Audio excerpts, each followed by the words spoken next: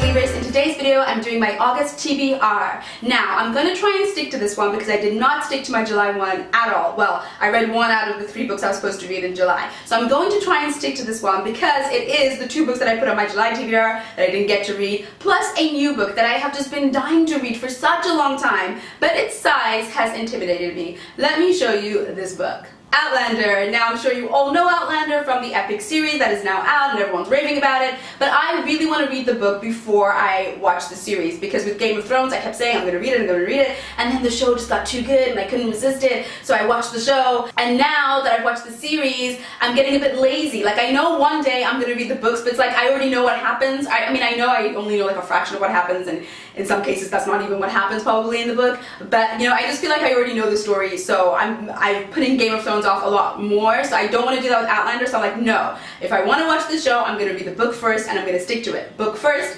then the show, and we see what the show misses out and all the little things that like don't make it into there because the book is so much more. But yes, this book is a beast. So it's like, it's 863 pages, and it's not like tiny text, but it's not the biggest text. So it is definitely the longest book that I have read in a very long time. So I started this last week, and I'm already on page 279. So let's see how I go, because as most of you know, it takes me like a week to 10 days to read an average size book. So this is like 2 books in one for me, so we'll see how I get on with it. But hopefully I'm going to finish this one and still be able to read at least 2 more books this month. And those 2 books are, at last, 10,000 Skies Above You, which I tried to start last month, but then Prodigy just took over and I just ended up reading completely different things. But yes, so I really want to find out what happens in the second book of this series. I read the first one a couple of months ago, and I really want to find out what happens next. So 10,000 Skies Above You is about other dimensions, and this girl Marguerite dives into other versions of herself in these alternate dimensions. So she becomes like royalty, or she becomes a witch, or whatever she becomes, you know, she becomes a different person in each world, whoever she is in that world. So it's very interesting to see all the different worlds and who she becomes. And then she's actually on a quest of her own to try and save her friend and to uncover secrets and all these things. So it's like a really interesting story. So I'm looking forward to finding out exactly what happens in this book, and then I'm going to read the next one, which I believe is called A Million Worlds Within You.